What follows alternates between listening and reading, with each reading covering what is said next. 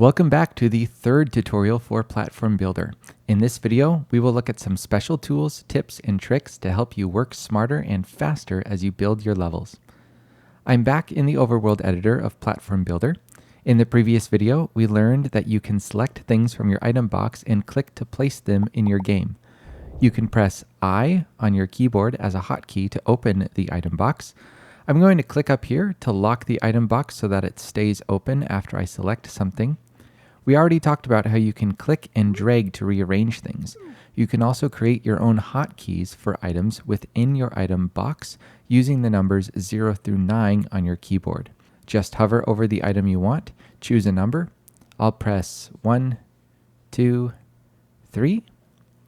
And now these three items, 1, 2, 3, are set as hotkeys. Now when you do it this way, it's the same as if you just clicked on it from the item box.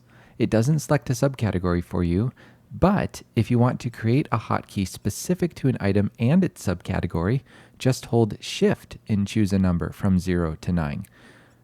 I can go down here, do another one, over here, do another one.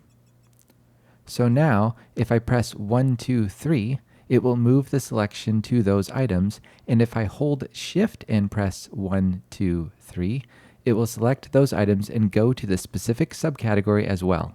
Pretty slick. Alright, so that's your item box. Let's talk more about placing items. Let me lay down some water here, and then I'll put a bridge over part of that.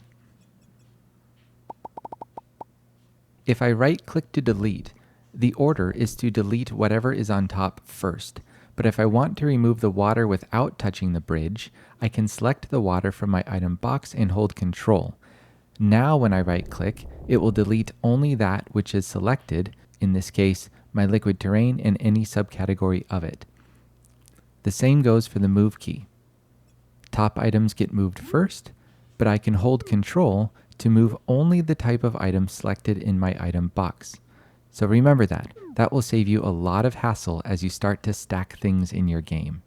Let me go back to the course editor to show you a few more things. Something you'll want to know about is expandable items. If I go back to my ground pieces and display all of the subcategories, you'll notice that a couple of these have red arrows pointing outward, and that indicates to me that this subcategory is an expandable item. I'll select this, click once, click again, and voila, one large ground piece. Of course, this is nice because it saves you time, but it's also nice because it's only one item. It is not a bunch of items pieced together. Fewer items help to optimize your game so that it will run as efficiently as possible on slower computers. For many of these expandable items, if you do one long flat placement, it will only give you the top tile. That's intentional. When I made Platform Builder, I wanted you guys to be able to lay down ground pieces real quick. Another useful tool in Platform Builder is that you can hold the Shift key for multi-placement. Unlike expandable items, it's not just one item. It's multiple items being placed down at the same time. You can also hold Shift as you right-click to remove multiple things at the same time. With the Move tool enabled, you can hold Shift to move multiple items at the same time. Finally, there is the Smart tool.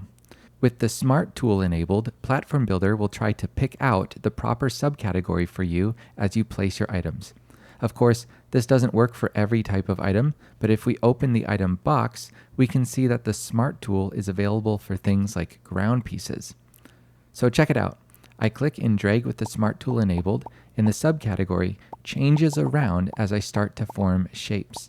I can also delete with the Smart tool enabled, and it will adjust my pieces accordingly. I can hold Shift with the Smart tool to create large, interesting shapes in just a few clicks. Now again, if you can do the same thing with expandable items, then do that. Expandable items are single items, whereas the Shift tool creates a bunch of items. Slower computers are happier when they have fewer pieces to work with. Keep in mind that some tiles need to be at least 2 units thick before the Smart tool kicks in.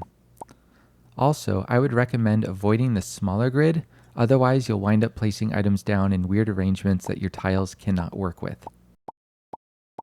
Speaking of grids, I've got another trick to show you. To make this trick easier to understand, I'm actually going to return to View Settings, select Show Grid Lines, so we always see the grid. Now, check this out. Maybe I like my smaller grid for more precise placement, but I want a larger grid just briefly to place my line of blocks. All I have to do is move my placement box where I want it, hold G for grid, and now it looks like this. Pretty helpful if you want to draw a straight line.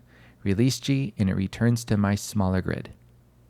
Wait, that was too high. Let me start just a touch lower.